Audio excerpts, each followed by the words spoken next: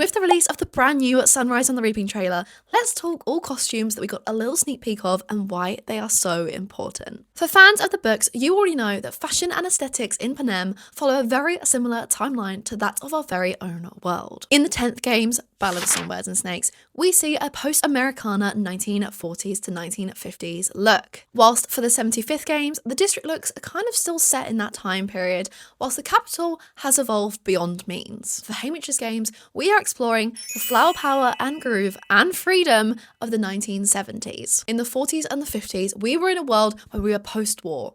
We were being quite controlled. Everything was quite regimented. Whereas in the 70s, it was all about freedom, peace, and kind of feeling your own groove. So I just want to note those changes. We are beginning to see that impact and that desire for freedom. Fashion and its evolution in these films is crucial to portraying the power of the capital versus the districts. Colours are brighter than they have ever been in this film series. The members of the capital offer a stark contrast versus those back in the district, especially this shot of Drusilla during the reaping. As we see more of the trailer unfold and therefore the games, the interviews with Caesar is so eye-catching with those showgirl aesthetics. You simply cannot look away, and I think that is the aim of the game makers. They want you to watch those televisions. Further 70s inspiration is seen throughout, from tracksuits to large collars and lots of shoulder pads, very common of the 1970s. Even the arena outfits are screaming this decade, and I can't wait to start making my very own. Now, we can't talk about fashion without talking about the stylists,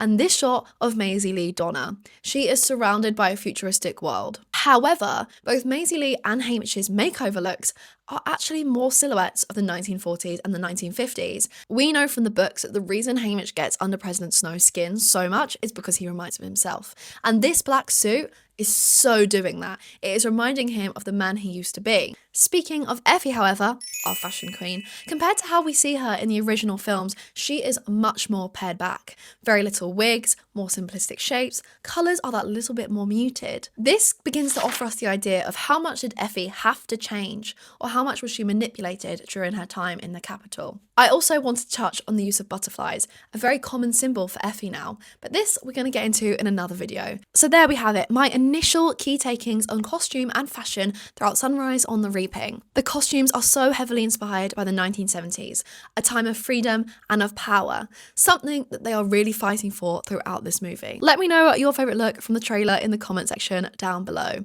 and may the odds be ever